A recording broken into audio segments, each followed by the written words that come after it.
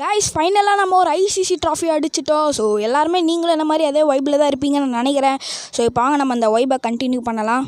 First நம்ம வந்து celebration பண்ணுறதுக்கு முன்னாடி அதுக்கப்புறம் நம்ம ஃபஸ்ட்டு மேட்சோட சம்மரியை வந்து பார்த்துட்டு வந்துடலாம். ஓகே கைஸ், இந்தியா வந்து டாஸ் வின் பண்ணிச்சு. ஸோ வின் பண்ணோன்னே நாங்கள் வந்து பேட்டிங் பண்ணிக்கிறோம் ஏன்னா அது வந்து batting friendly conditions. So opening வந்து விராட் கோலி, ரோஹித் சர்மாவும் இனிஷியலாக 3 விக்கெட் டக்குன்னு வந்துச்சு. ஸோ அது யாருன்னா ரோஹித் சர்மா, சூரியகுமார் யாதவ், நம்ம ரிஷப் பண்ணிட்டு ஸோ இந்த மாதிரி போயிட்டு இருக்கும்போது இந்தியா வந்து 160 கூட தாண்டாதுன்னு நினச்சிருந்தாங்க. இன்ஃபேக்ட் நானுமே அப்படி தான் நினச்சிருந்தேன். அதுக்கப்புறம் நம்ம விராட் கோலி, அக்சர் பட்டேலும் ஒரு செம்ம பார்ட்னர்ஷிப்பை போட்டிருப்பாங்க. அதுவும் அக்சர் பட்டேல் ஸ்பின்னர்ஸை டேக் டவுன் பண்ண விதெல்லாம் செம்ம. ஸோ அதுக்கப்புறம் விராட் கோலி வந்து இன்டெலிஜென்ட்டாக நிறைய அக்சர் பட்டேலுக்கு நிறைய ஸ்ட்ரைக்ஸை கொடுத்தாரு. ஸோ எல்லாம் பார்க்கும்போது நல்லா இருந்தது. அதுக்கப்புறம் நம்ம அக்சர் பட்டேல் வந்து கேர்லெஸ் அவுட் ஆகிருப்பார். ஸோ அந்த சைட் ரோஹித் சர்மா பார்க்கணுமே, திட்டவும் முடியாது, ஒன்றுமே பண்ண முடியாது. ஏன்னா வந்து 47 ரன்ஸ் அடிச்சுட்டு நல்லா ஆடிந்தார். ஸோ அதுக்கப்புறம் வெளியே வரும்போது கேப்டன்ஸ்க்கு லைட்டாக இதுவாக இருக்காதா. ஸோ அதனால் அக்சர் பட்டேல் வந்து ஒரு நல்ல கேமியோ ஆட்டிட்டு கிளம்புனாரு. அதுக்கப்புறம் நம்ம ஆறுச்சாமி உள்ளே வந்துருப்பார். ஸோ வந்தோடனே 6 அடிச்சிருப்பாரு. ஸோ அதை பார்க்கும்போது இன்றைக்கி சம்பவம் உறுதிடா அப்படின்ற மாதிரி நினச்சிருந்தேன். அதுக்கப்புறம் அவர் 27 ரன்னுக்கு அவுட் ஆயிருப்பார். ஆனால் அந்த side Virat Kohli slow and ஸ்டெடியாக அவரோட அட்டாக்கிங் கேம் ஆரம்பித்தார். அதுக்கப்புறம் இந்தியா தடுமாறி 176 அப்படின்ற டார்கெட் 177 அப்படின்ற டார்கெட்டை வந்து சவுத் ஆஃப்ரிக்கா கொடுத்துருப்பாங்க. இதுதான் T20 ஃபைனல்ஸ்லே அடிக்கப்பட்ட அதிக ரன்னாமா. ஸோ அதுக்கப்புறம் 177 இதெல்லாம் எங்கேருந்து சவுத் ஆஃப்ரிக்கா அடிக்க போகுது அப்படின்னு நினைக்கும் போது இது அவங்களுக்கு ஏற்கனவே சேசிங் கேஸு, இதெல்லாம் எங்கேருந்து அடிக்க போகிறாங்கன்னு நினைக்கும் போது இனிஷியலாக ரீசன் ட்ரிக்ஸோட விக்கெட்டும் இருந்தது. அதுதான்ப்பா இந்தியா ஜெயிச்சிடும் அப்படின்னு நினைக்கும் போது கிண்டண்டிக்காக ஒரு நல்ல கேமியோ ஆடிட்டு போயிருப்பார். ஆனால் ஹென்ரிக் கிளாசன் இந்தியா ஃபேன்ஸுக்கும் இந்தியன் டீமுக்கும் ஒரு செம்மையான மரண பயத்தை காமிச்சிருப்பார். ஏன்னா அப்படி போட்டு வச்சுருந்தார். எஸ்ஆர்ஹெச்சில் ஒரு ஸ்டார்டிங்கில் எப்படி அடிப்பாரோ ஸோ அந்த மாதிரி அடிச்சிருந்தார். ஸோ அதுக்கப்புறம் இந்தியன் ஃபேன்ஸுக்கு மரண பயத்தை காமிச்சார். அதுக்கப்புறம் நம்ம ஹென்ரிக் கிளாசனோட விக்கெட்டை நம்ம ஹர்திக் பாண்டியா தூக்கியிருப்பார்.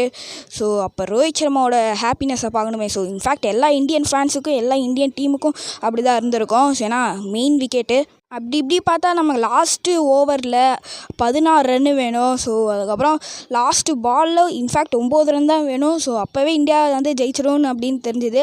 அதுக்கப்புறம் லாஸ்ட்டு பாலை போட வரும்போது ஹர்திக் பாண்டியா வந்து லிட்ரலாக அழுதுட்டார். ஸோ இந்தியன் ஃபேன்ஸ் எல்லாருமே அப்படி தான் இருப்பாங்கன்னு நான் நினைக்கிறேன். இன்ஃபேக்ட் லாஸ்ட் ஒரு 6 to 7 மந்த்ஸாக மோஸ்ட் இந்தியன் ட்ரோல்டு பிளேயராக மாறினார் ஹர்திக் பாண்டியா. ஆனால் இப்போ என்ன கம்பேக்குங்க, மும்பை இந்தியன்ஸ் ஃபேனே அவரை வெறுக்க ஆரம்பித்தாங்க. ஆனால் இப்போ வேறு லெவலில் ஒரு கம்பேக்கை கொடுத்துட்டு நம்ம T20 வேர்ல்ட் கப்பை அடிச்சிட்டோம். ஸோ இப்போ நம்ம செலிப்ரேஷன்ஸுக்கு வந்து போவோம்.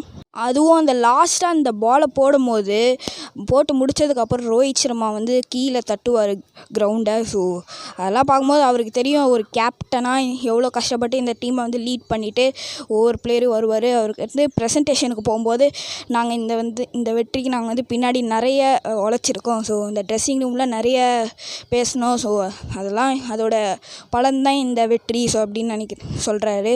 அதுக்கப்புறம் அந்த மெடல்ஸ்லாம் கொடுப்பாங்களே. ஸோ ஃபைனல்ஸ் முடிஞ்சோடனே ஸோ வின்னர்ஸ்க்கும் ரன்னர்ஸ்க்கும் கொடுப்பாங்கள்ல. ஸோ அதுக்கு வந்து ஃபஸ்ட்டு லீட் பண்ணதே நம்ம ஜஸ்பிரீத் பும்ரா தான். ஸோ லாஸ்ட்டாக தான் நம்ம ரோஹித் சர்மா வந்தார். ஸோ இல்லே தெரியுது. ஸோ ஜஸ்பிரீத் பும்ரா ஒவ்வொரு பிளேயரும் உழைச்சிருக்காங்க. ஆனால் ஜஸ்பிரீத் பும்ரா வேறு லெவல். அதுக்கப்புறம் நம்ம ரோஹித் சர்மா வந்து ஹர்திக் பாண்டியாவுக்கு முத்தம் கொடுக்க. ஸோ எல்லாம் பார்க்கும்போது நல்லாயிருக்கு.